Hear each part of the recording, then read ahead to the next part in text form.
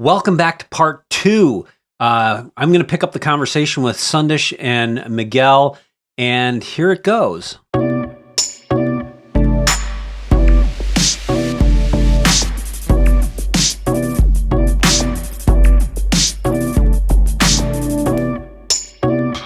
So Miguel, one of the things that I think is interesting to talk about is we've gone through this big transformation, right? And it's been, we've proved out this work from home use case.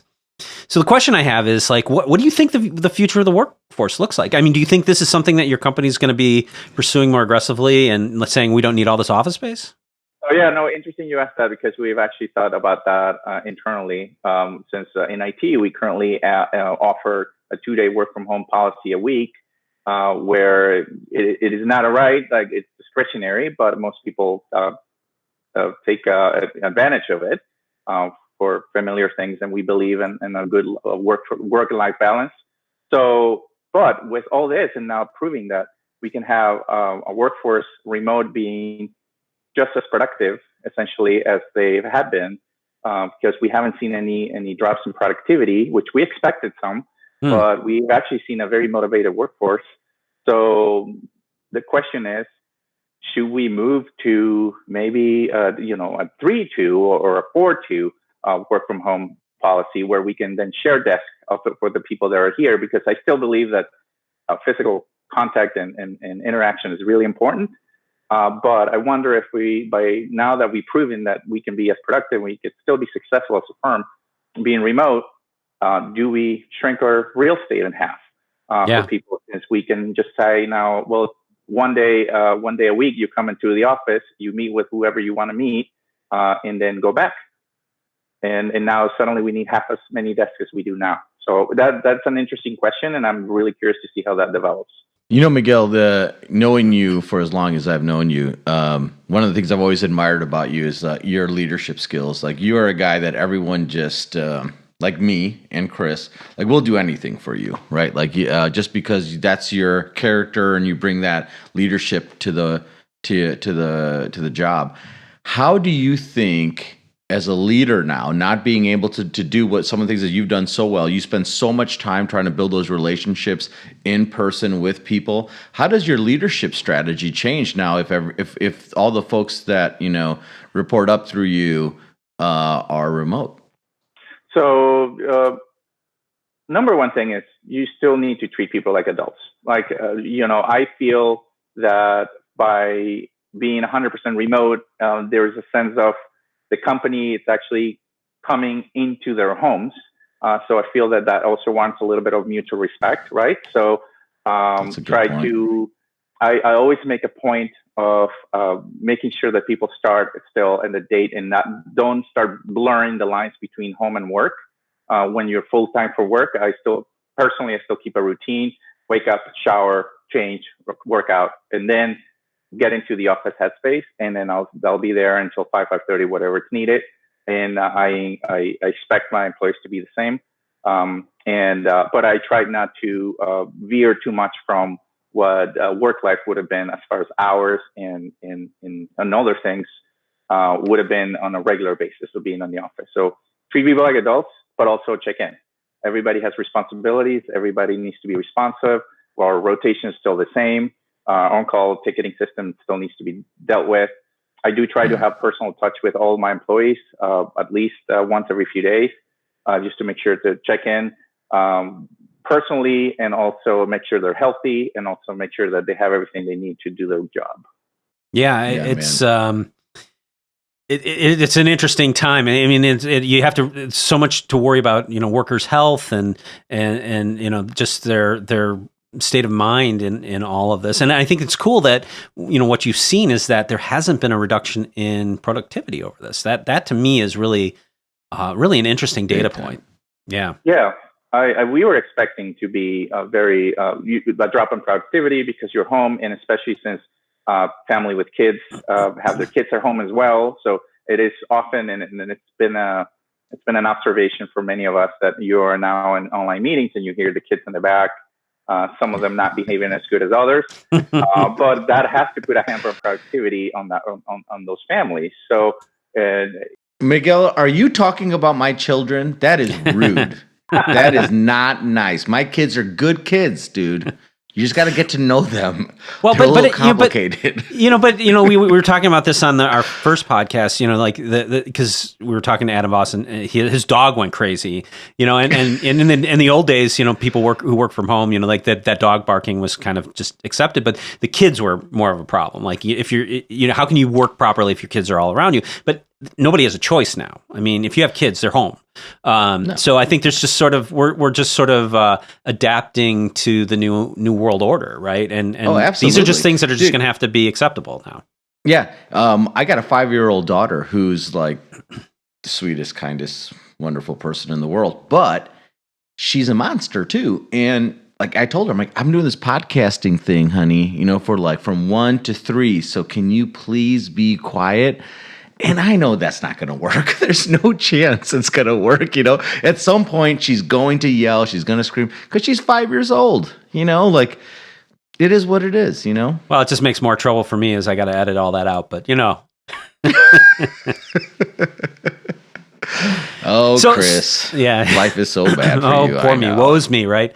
So, Miguel, we've been talking about, business in the face of COVID-19, but, you've been a very transformational leader and you've really done some incredible things to turn your business around in terms of technology.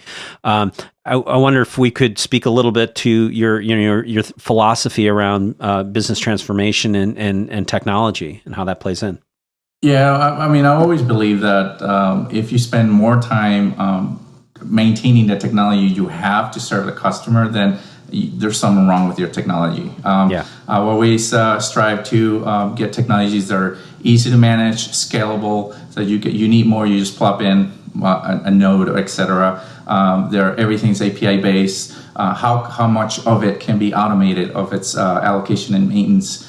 And make sure that then the engineers, instead of working, having very specialized knowledge, that instead of spending 80% of their time supporting the hardware or the application itself, that we spend more time in front of the business, looking what their needs, and then creating and using that information to create kind of holistic, technologies, technology footprint that we can then leverage to make sure that the company makes money and that we scale out efficiently and cost effectively. So I know you're a big culture guy, and I know you care a lot about your employees and guiding them in the right direction. Can you speak to a little bit about how culture plays into everything there? Oh, yeah, for sure. I think culture will drive everything else. Everything else will find into place. Always make sure to fill in the team. I always make sure to fill the teams with people that are driven, people that are hungry. I don't want anyone to say, which is my least favorite phrase of them all, which is, this is the way we've always done it. I forbid everyone from using that as an excuse. And then just question everything that they do on a daily basis. If they're doing this thing, why are they doing it? Could it be done better? Can we automate that task? I want to make sure that no employee of mine has to do any repetitive tasks. So I always make sure to people that ask themselves, can we do this better? Can we push it? If we have to push this button, can we automate pushing this button? Can we push in a different way? Can we have someone else do it? Essentially making sure that we get out all the repetitive tasks that we do that just because we always do it the same way, and question yourselves every day. Yeah, and I gotta imagine that makes your employees feel more connected to the work they're doing and more motivated as well, having that sort of directive. Yeah, I have a very open policy. I encourage everyone to come to me with questions, with ideas on how to make things better. We strive on that method of collaboration, that open door policy, and everybody knows that I'm not going to shut you down. We just have to come together and just prove to me that this is the best way and why. And we're completely open and actually look forward to those type of conversations with everyone. Yeah, one of the things that we've talked about is sort of the the isolation of senior leadership in technology, right?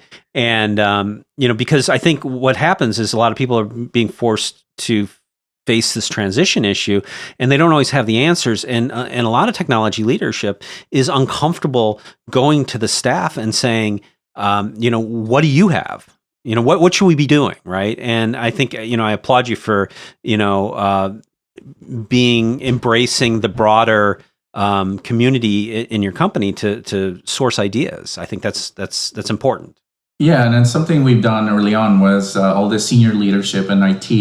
We've created these teams, this Teams channel. We created stand-up meetings in the morning and then in late afternoon, just to make sure that we are all communicative on what we've done, what challenges we have, any dependencies that we have across teams, to make sure that we are all on the same page, because that's the only way we're going to get out of this. We lost the ability of just overhearing things or turning around and asking a question. So we have to replace that with something. So by having these stand-up meetings in these channels where we can freely ask questions and bring up issues, and they will be resolved in a quick manner. So that has really given us the tools for us to address things as they come by as soon as possible. So Miguel, one of the things I've always admired about you is, you and I have been, knowing each other for about 13, 14, 15 years. You were at another FinTech company. Now you're at this FinTech company. But one of the things I've always admired is your ability to change and make decisions quickly. And, like you've said, the demands or the challenges you put for your team is, how can you do things better? Don't get complacent. So how did you, from your perspective, how do you make decisions so quickly? How do you look at a problem, look at your options, and go about it to transform so quick? Because in this situation, especially with working with you guys in the last few years, you've made a lot of decisions very, very quickly. And good decisions, though. Good decisions. That's the interesting part. Yeah, I mean, and you said it, right? These decisions are not made on a silo. I don't have all the answers, and the day that I think I do is the day I need to step away. And I tell that to essentially all the new leadership that's coming up at the firm as well. It's like, the key here is, one, associate yourself with people that are smarter than you and they know better than you. The first thing I did coming into my job was our partnerships. I needed strong partnerships from the vendor perspective. So if you remember, I came up to you, Sandesh, and took you out to dinner and saying, I need you to help me because I can't do this alone. And it was through the partnership where we used to have weekly in-person meetings of, what are your challenges? What do you do? We'll go, and I said my requirements are scalability, easy to manage, because that was a big deal, and stable. So stable, scalable, and easy to manage. Of course, that's usually you can get 2 out of 3, not all 3, but essentially having those conversations and then talking to my employees and having the conversations of what are the challenges that we have, and talking to the business, and putting all that information together allowed me to have the tools for me to make those decisions quickly. So it was just a combination of just surround yourself with a lot of good information and a lot of people that are smarter than you. Yeah, well, I don't know if there's a lot of people smarter than you, Miguel. I got to tell you, you are very, very, you are very humble. That's why I really like you. And my entire team, just so you know, will do anything for you. I mean, right, Chris? True or not absolutely, true, right? Absolutely. Yeah, because your leadership in all of this, this whole transformation that we've all gone on, this journey together, I got to tell you, what's exciting for me is when you gave me that call in that January, and you're like, hey, we got these problems, let's figure it out, let's work together. And we had not really worked together from a business perspective for 3, 4, 5 years or something like that. And I was just telling everybody internally, you guys are going to love Miguel. You're going to love this guy, because hey man, you hold us accountable and responsible for when we don't do well. But when we do well, the fact that you tell our team that, hey, thank you so much and thank you for helping us, you have no idea what that does for our morale. Our team is like, wow, Miguel took the time to put together an email just to say thank you, for the work that we did this weekend or, whatever it might be. Those kinds of things go so far. And I feel like culture is the number one most important thing in this industry right now. It's not the technology. The technology works. How do we get the people and the process to work culturally so we can actually adapt to change? And I think that's what we've done with you, man. And it's just so rewarding and fun for me because you're such a great customer, and the fact that you're always pushing the limits on stuff and always asking the hard questions, we really appreciate that. It's fun. Well, I mean, we're all in this together, right? Like picking up the phone and yelling at your team for doing something that I know they're still passionate about. And yes, we had our stumbles over the years, right? Yeah. You can still be nice and be stern. And that's a true believer of mine. One of the biggest influence I've had in my professional career is when I had this not so good manager, but it taught me how to not be a manager. And one of the things that stuck with me was when he said, "You're too nice, and nice people will always finish last." So for me, I've been striving to prove them wrong, that you can still be successful and still be nice. Yeah. So, but one thing I think, to take away from that is, you don't have to have an adversarial approach to everybody, right? And especially your vendors. And I see a lot of companies and a lot of leadership that maybe isn't, operating at the level of sophistication that maybe you are. They have a very antagonistic approach to their vendors, and I don't think they get the best results out of that. I think that when everybody has a stake in winning, everybody contributes and works very hard, right? And like you said, that recognition, I think, is really important. Fear of disappointment is actually stronger for drive than the fear itself. Yeah. I feel, Chris, when you talk about partnerships and all of us collaborating and getting together, I think this is one of the things that, again, people don't want to talk about, right? Because it's kind of edgy or whatever. But the reality of the situation is there's not a lot of Miguels out there. And working together and collaborating and integrity and trust, all these like basic things that we ask for people like in a partnership, I think they're slowly declining. And but I feel the way that we transform and change is to collaborate. The only way none of us can do it alone, right? And so it's how do we all work together, And when we meet the customers that don't have that mindset of how do we all win, then I'm done with that customer. If it's just all about what's in it for me, then I'm out. It's about what's in it for all of us. How can we all accomplish something that's exciting and fun? But I think that is something that's getting lost in our industry, and I worry that COVID-19 and all this other stuff that's happening just puts a bigger gap between that. Because if we don't have those relationships with customers, we can't meet with them, can't kind of have those personal relationships. It could be tough. Although I feel like I'm seeing like a glimmer of humanity coming out from all this COVID-19 stuff. I think the fact that we're all in it together and we're all struggling. I mean, look, we're here all doing a podcast to try to get through all this, right? And I think there's a certain coming together that's really nice about all this, as terrible as it all is. I agree that we are seeing a lot of good side of humanity, and we're seeing companies and organizations doing things that's not in the best interest of their own personal benefit, but for the communities and the people, and just doing the right things. At the same time, I've also seen people that are trying to, I don't want to say take advantage of it, but as a sales guy, I don't even want to try to solicit any new business with anybody. I don't want to, because I feel like it's not an appropriate time. I couldn't even imagine trying to reach out to an executive right now and saying, "Hey, do you want to hear more about, what I have to offer?" I just don't feel like we're not ready for that yet, and I don't want to be that guy.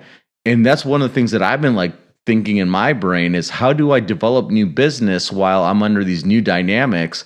And while this huge crisis is happening, do I want to be a jerk that's going to them and saying, "Hey, do you want to buy stuff from me? You know, it just seems really awkward. Do you understand what I'm saying? Yeah, totally. But I think that the thing, you know, with this rapid transformation, people are moving very fast, and you gotta imagine that there's things that are getting missed, right? And so I think when we come back around on all of this, there's going to be a lot of important discussions that are going to have to be had, you know, around security and things like that. That I think we're just sacrificing a little bit in the face of, you know, getting things done quickly. So, you know, hey, Miguel, what are your thoughts on that? Yeah, I mean, right now everybody's focused essentially on still doing business and making sure the companies run, the ones that can run under all this new circumstances that was thrown at us. But eventually we'll have to go back and say, what are the initiatives that we've been putting up? Where do we need to be in a year, 3 years, regardless of things like COVID-19? And then those will push those initiatives and shift priorities around. So I think from your perspective, Sandesh, that you're saying it is awkward. I get those asked on a daily basis from tons and tons of vendors, because you're still in the business of making money, even if it's for support, right? And we still, we as a company still have those needs. We still have needs. We still need to plan not only for the next 3 months, but for the next 3 years. So we have to be looking ahead and trying to prioritize accordingly to what are the initiatives that's going to get us there. You know, man, you in these situations, you see the best in people, and then you also see the worst in people, right? Like this week, Chris, has been a shit show. Some people don't react well to stress. Some people do. That's when you're going to find the true leaders and the ones that are not just cut for it. You're exactly right. Yeah, that's a very IT-centric perspective too. I mean, that is the world we live in. It's like, what could happen, right? Let's prepare for what all the things that could happen. Yeah. I was fortunate enough to hear this person talk live, and I forgot his name right now, but he said one thing that really struck me was don't envision success, instead envision failure. Because by envision failure, you'll be prepared for the worst case scenario, and in turn will ensure that you're successful at things. Which you know, you always are taught to envision success, envision where do you want to be in 3 years, and a successful part of it. Instead of envision, make sure that you see all the roadblocks and what's the worst case scenario and what could go wrong, and then it allows you to prepare yourself and your firm for that. What could go wrong? One of your favorite sayings, Chris. One of your favorite sayings. You know, all I want to say is thank you to Miguel. It's you know, you and I have known each other for a long time, and your partnership and your friendship means so much, and I'm just really looking forward for us to like doing more cool stuff together, and whatever we can do to help you out, man.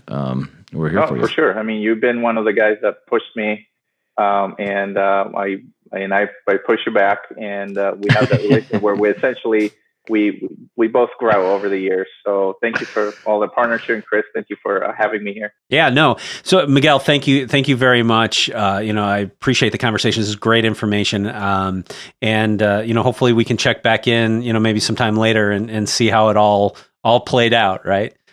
If you like what you saw, hit the like button, hit subscribe, click on that bell icon to get notifications when we post new content. And thanks for watching. See you in the next video.